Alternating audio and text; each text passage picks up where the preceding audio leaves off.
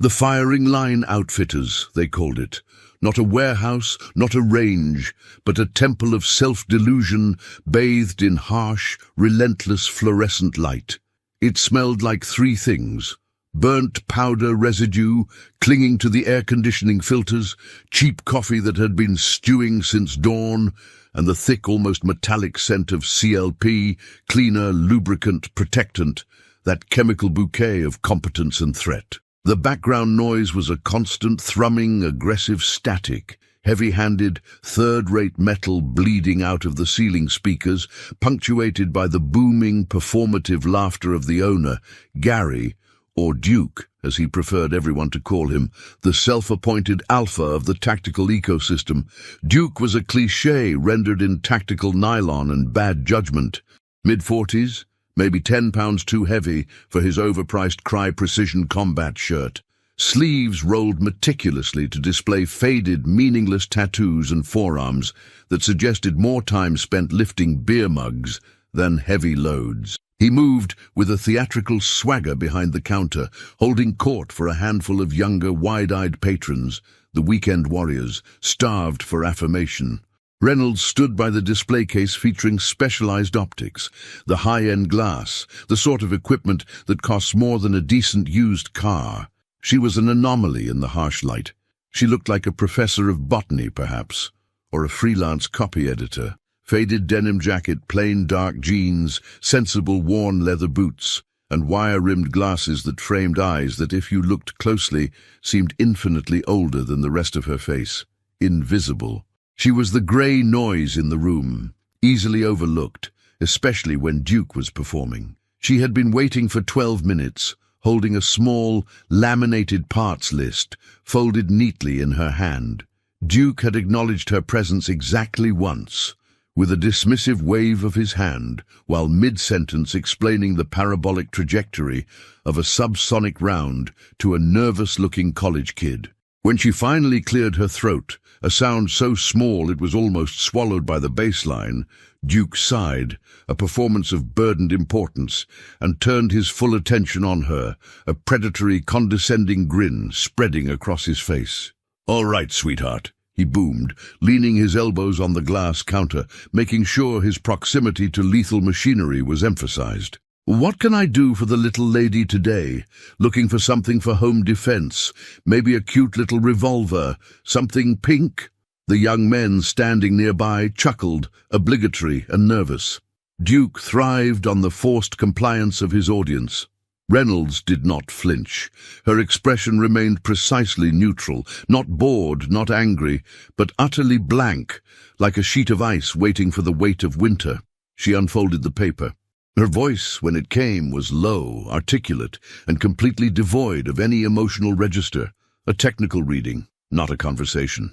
"I need 2 things, please, Duke. I need 2 boxes of the 77-grain Sierra Match King BTHP, specifically the Black Hills MK262 Mod 1, Lot 4 or 5, if you have it in stock. And I need a Geisele Super Dynamic Enhanced Trigger Assembly. I also require the appropriate lubricant. I prefer the Milcom TW25B. Do you carry those specifics?"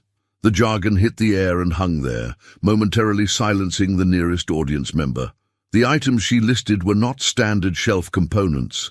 They were precision tools designed for long-range engagement and highly specific application. The kind of components that separated the casual shooter from the disciplined specialist. Duke's grin didn't vanish, but it warped slightly, turning into a sneer of disbelief mixed with performative mockery. "Whoa, hold on there, sweetheart. Match King MK262? Are we sure we know what we're asking for? That's not cheap plinking ammo. That's competition grade, or, well, let's just say that's what guys who really know what they're doing use." He picked up a box of standard 55-grain full metal jacket, tossing it lightly on the counter. "How about we start here? This is great for the range. Plenty of punch for anything you need." His assumption was loud, blatant, and utterly disrespectful, that she was repeating terms she'd overheard from a husband or boyfriend, and that her technical knowledge was zero. Reynolds adjusted her glasses with the slightest micro-movement of her index finger. This was the first sign of conscious engagement. The temperature in the room, for her, had dropped 20 degrees. "I am aware of the purpose of the MK262, Duke," she said, her voice still measured, still quiet.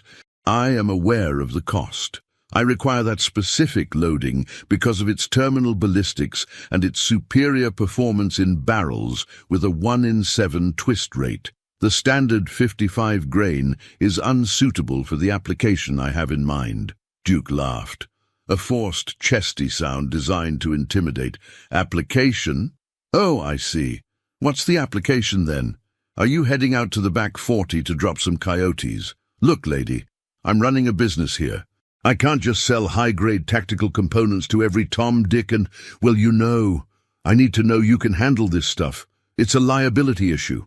He was using the oldest trick in the book, questioning capability to assert dominance and deny a sale based on preconceived bias. Reynolds stared directly at him. Her eyes were not pleading, they were analyzing. She saw the weak points in his posture, the excessive reliance on volume, the lack of real depth in his tactical vest. "My capability is not a subject for your judgment," she stated flatly.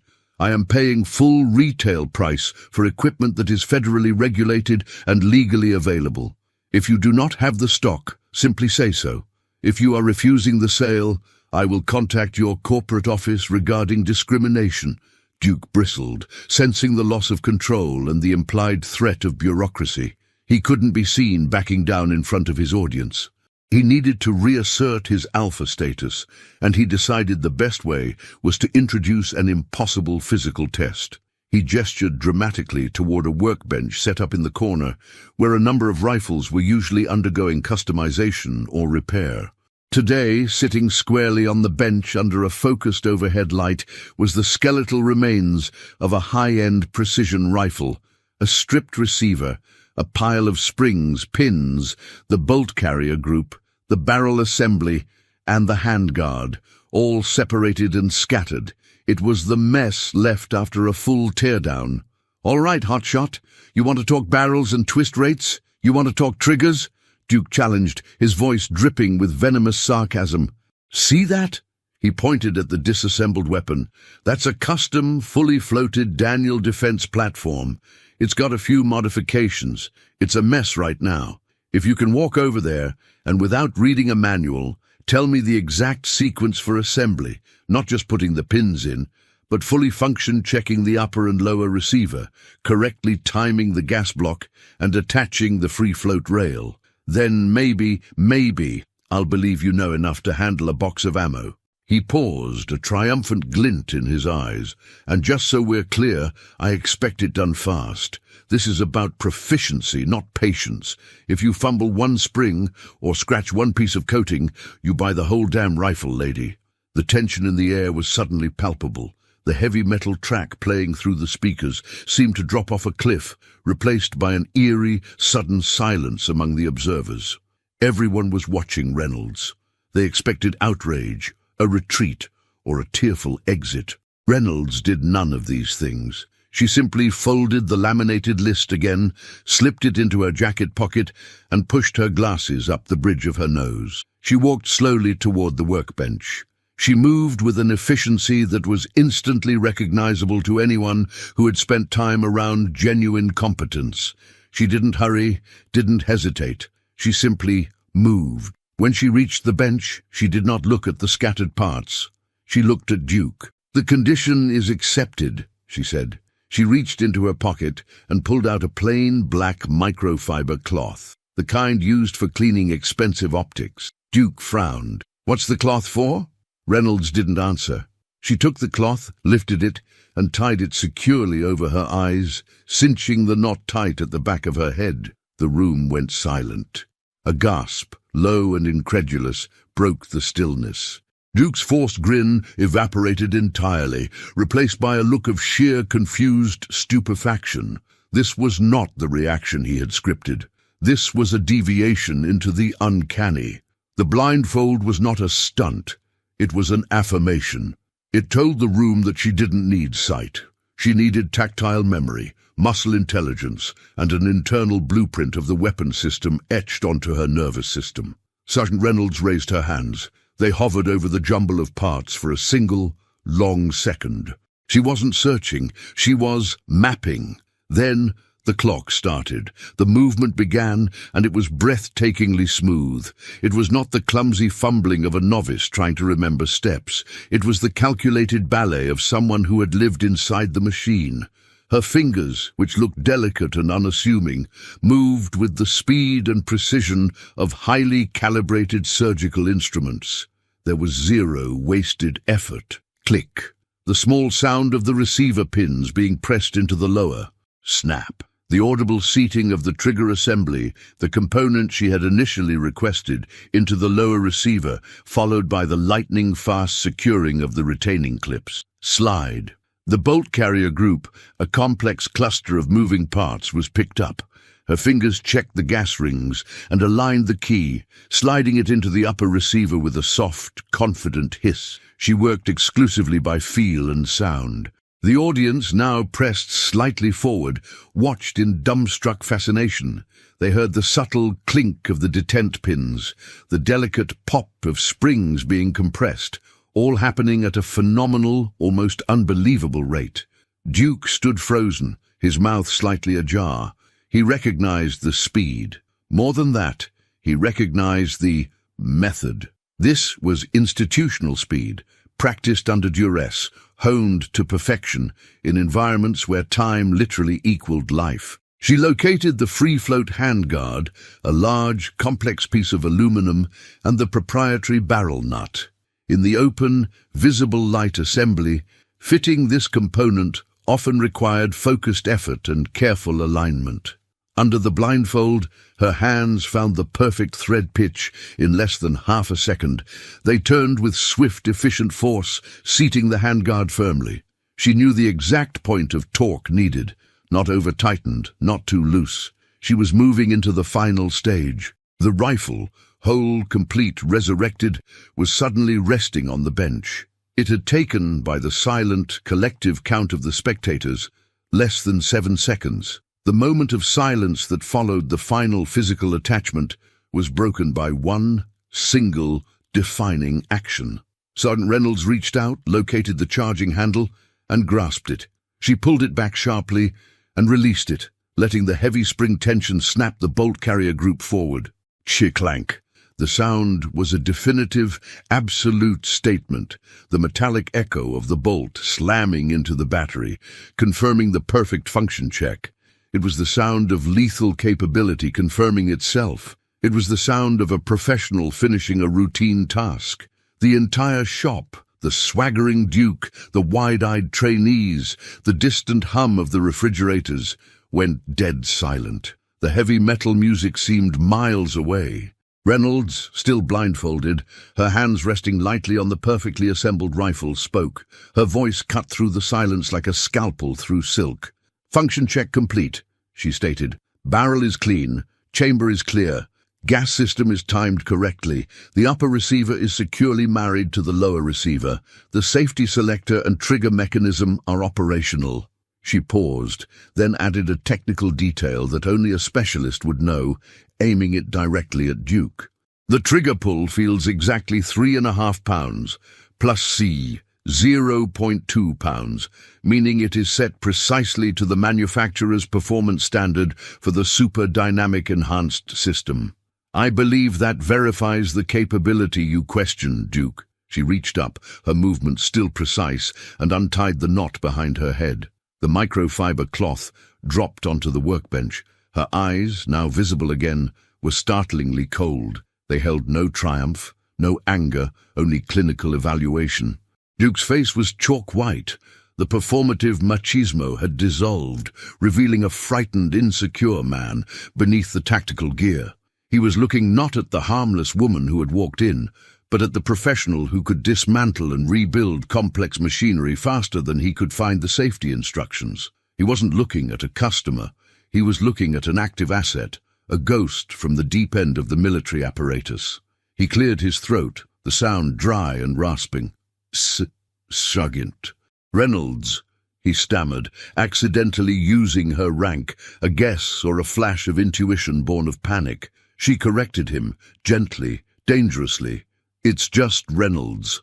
Or ma'am, if you prefer, when we are discussing inventory." She picked up the laminated sheet from her pocket and placed it back on the counter. "Now, regarding the Black Hills MK262 Mod 1, Lot 4 or 5. Do you have 2 boxes in stock, or should I be contacting your regional distributor directly?" Duke didn't hesitate. He practically vaulted over to the secure storage cabinet, hands shaking as he keyed in the access code. "Yes, ma'am, we have plenty. Lot 5 just came in.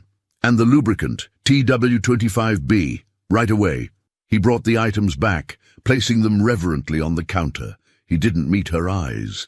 The humiliation was total, irreversible, and played out in front of his entire clientele. Reynolds inspected the boxes, checking the lot numbers, the seal, the labels, the professional conducting her due diligence. She counted the components, confirmed the lubricant tube, and nodded once. "The total, please," she requested, pulling a discreet black wallet from her jacket. Duke stammered the price. She paid in cash, counted meticulously, and waited for the change, which he pushed toward her without looking up. She gathered her purchases, tucking the high-grade components into a simple canvas tote bag. She took one last slow look at the assembled rifle on the workbench. Perfectly functional, perfectly clean. It was the monument to his mistake. She turned and walked out the door, the bell above the entrance chiming faintly. She didn't hurry. She didn't look back. She simply vanished back into the anonymity of the civilian world, leaving behind a silence that was deafening, a lesson in humility, and a shop owner whose arrogance had been functionally disassembled in less time than it takes to load a magazine. The atmosphere she left behind was thick with realized fear. The onlookers were no longer admiring Duke's tactical facade. They were calculating the true cost of underestimating quiet people. They had seen the difference between talk and the absolute, unquestionable competence of a true professional. She had earned not just the sale, but the fear, which in some circles is the highest form of respect. If you believe respect is earned by blood and not by rank, type respect in the comments.